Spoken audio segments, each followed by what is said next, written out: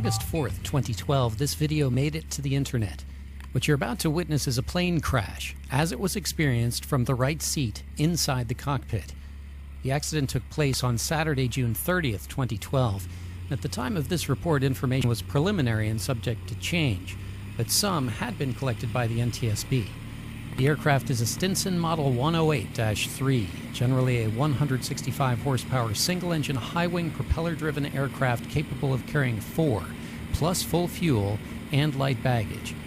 But an aircraft's performance is dependent, among other things, on the density of the air it moves through. And the aircraft appears to be operating from Bruce Meadows Airstrip, a 5,000-foot-long dirt and grass airstrip situated at an elevation of 6,370 feet, surrounded by 8,000 and 9,000-foot mountain peaks near the town of Stanley, Idaho. And that may be important. Watch what happens here. What you just saw was the aircraft skipping off the ground after having previously become airborne, only after prolonged ground run. The aircraft seems unwilling to climb.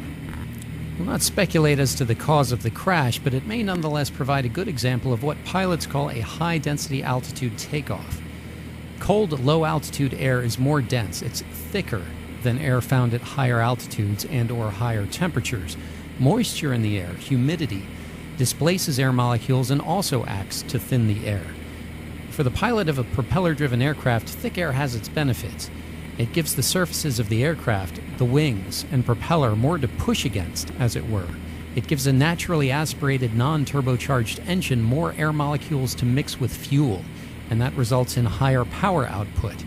Relevant to what you're seeing here, the NTSB has collected air data, including barometric pressure, temperature, and moisture for the accident's location on the day of the crash. The figures show that while the aircraft was physically located at an elevation of 6,370 feet, the air around it was as thin as that found at 9,167 feet on a standard day. In other words, compared with a cooler day at a lower altitude, the engine of this aircraft had less air to mix with fuel. It put out less power, while the propeller moved less air and produced less thrust. Meanwhile, the wings produced less lift for any given speed over the ground. In practice, that means the aircraft needed more land to get to speed and more speed to create lift, all the while working with less available power. It means it was harder for the aircraft to start to fly. Assuming that the pilot was attempting to climb, this particular aircraft appears strained at best and unwilling at worst.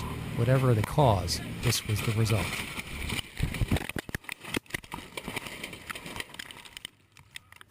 All 4 men involved in this accident walked away. Early reports state that the pilot suffered the worst injury, including a broken jaw. Shown in slow motion, you can get a sense of how the airframe absorbed energy. Each impact with a tree lessens the amount of energy left for the final impact with the ground. The occupants were lucky.